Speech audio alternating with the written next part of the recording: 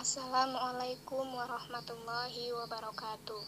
Yang terhormat Ibu Putri Rahadiantiah Kusumawati MPT selaku dosen pengampu mata kuliah Statistik Pendidikan serta teman-teman yang saya sayangi. Kami dari kelompok 2 akan mempresentasikan hasil diskusi materi tentang populasi dan sampel. Sebelumnya, perkenalkan nama saya Via Cerati dengan NIM 2319023. Saya Salsabila Kotrinada dengan NIM 2319025. Saya Anik Hakim dengan NIM 2319028. Saya Diana Safitri dengan NIM 2319031. A. Populasi. Populasi berasal dari kata bahasa Inggris yaitu population yang berarti jumlah penduduk.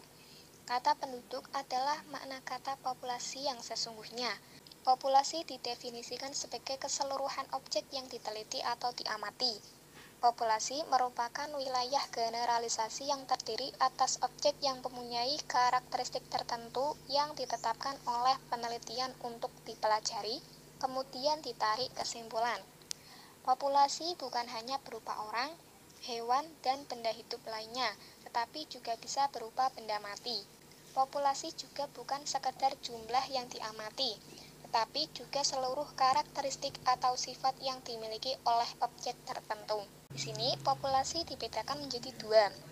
Yang pertama, populasi teoritis atau theoretical population, yakni sejumlah populasi yang batas-batasnya ditetapkan secara kualitatif. Kedua, populasi yang tersedia atau accessible population, yakni sejumlah populasi yang secara kuantitatif dapat dinyatakan dengan tegas. Nah, selain itu, berdasarkan sifatnya, populasi dapat digolongkan menjadi dua bagian. 1. Populasi homogen. Populasi homogen adalah sumber data yang unsurnya memiliki sifat yang sama, sehingga tidak perlu mempersoalkan jumlahnya secara kuantitatif. Kedua, populasi heterogen. Populasi heterogen adalah sumber data yang unsurnya memiliki sifat atau keadaan yang berbeda atau bervariasi, sehingga perlu ditetapkan batas-batasnya, baik secara kualitatif maupun kuantitatif. Sampel merupakan bagian dari populasi yang benar-benar diamati. Sampel yang baik adalah sampel yang dapat mewakili seluruh populasi. Sampel juga disebut sebagai miniatur atau mikrokosmos. Syarat sampel yang baik ada dua. Yang pertama yaitu memiliki akurasi atau ketepatan yang tinggi, yaitu tingkat ketidakadaan bias atau kekeliruan dalam sampel. Dengan kata lain, makin sedikit tingkat kekeliruan yang ada dalam sampel, makin akurat sampel tersebut. Tolok ukur adanya bias atau kekeliruan adalah populasi. Agar sampel dapat memprediksi dengan baik populasi, sampel harus mempunyai selengkap mungkin karakteristik. Yang kedua yaitu memiliki tingkat presisi yang baik, yaitu memiliki tingkat presisi estimasi. Presisi mengacu pada persoalan sedekat mana estimasi kita dengan karakteristik populasi. Presisi diukur oleh simpangan baku. Makin kecil perbedaan di antara simpangan baku yang diperoleh dari sampel dengan simpangan baku populasi, makin tinggi pula tingkat presisinya. Pemilihan sampel yang tidak tepat dapat menyebabkan kesalahan lebih lanjut pada saat akan melakukan estimasi parameter yang sesuai dalam populasi. Jenis kesalahan bisa dikelompokkan menjadi dua. Yang pertama, kesalahan karena pemilihan anggota sampel. Ini terjadi jika salah satu anggota populasi memiliki probabilitas tinggi untuk terpilih daripada yang lain, tetapi ternyata tidak terpilih. Misalnya, kita ingin mengukur seberapa puas pengunjung dari sebuah pameran.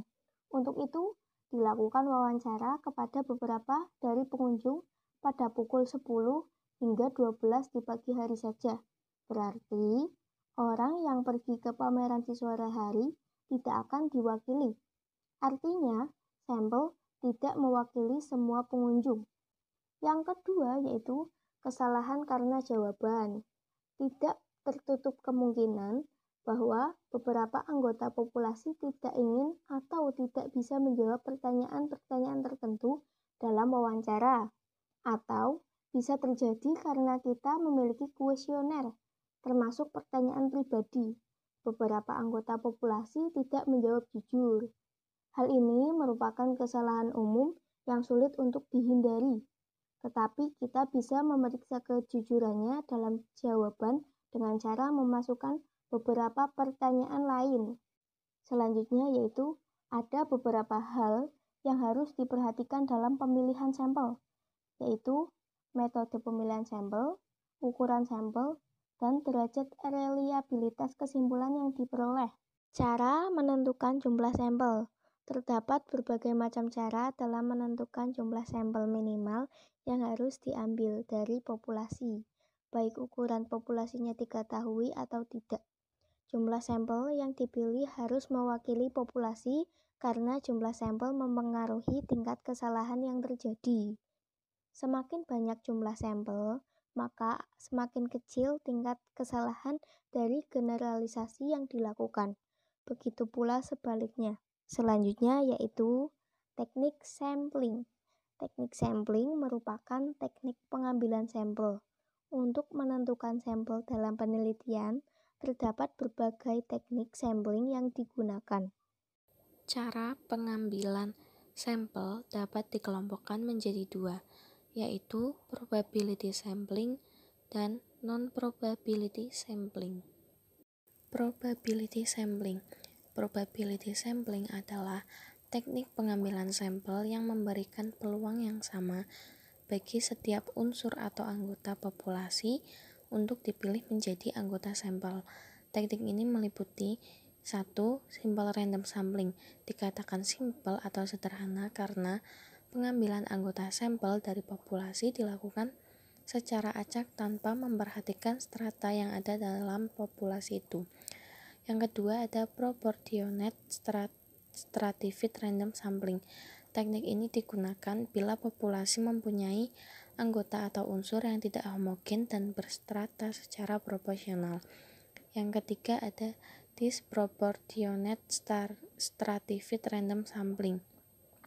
Teknik ini digunakan untuk menentukan jumlah sampel bila populasi berstrata tetapi kurang proporsional.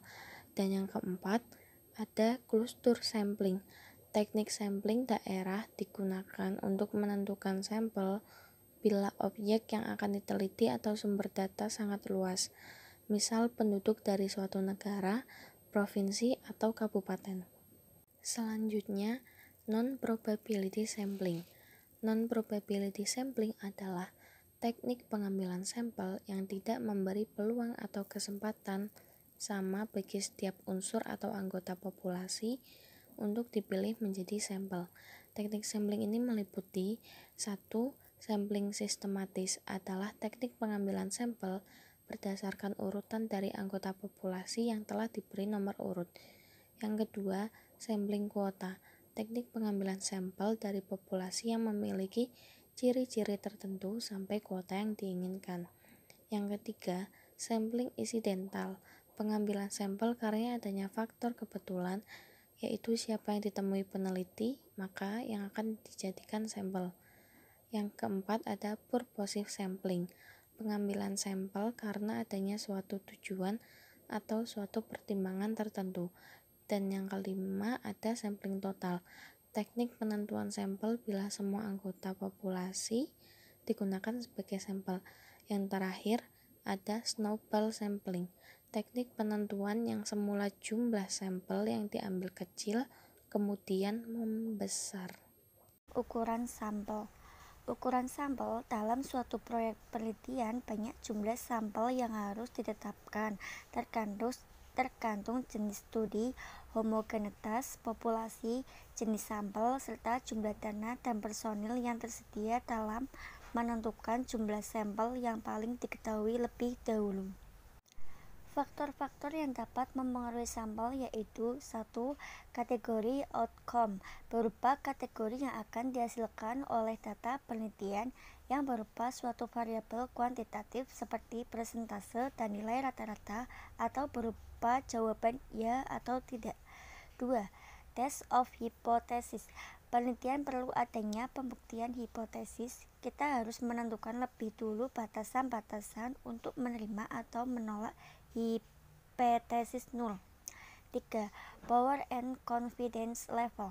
Tingkat kebenaran dalam menolak suatu hipotesis nul pada studi disebut power of test, dan tingkat probabilitas dalam menerima hipotesis nul suatu studi disebut confidence level of test. 4. Jenis studi deskriptif atau analitik. Prospektif dilakukan randomisasi atau tidak. Kesemua ini akan memengaruhi ukuran sampel yang ada. Sekian dari kelompok kami, kurang lebihnya mohon maaf. Wassalamualaikum warahmatullahi wabarakatuh.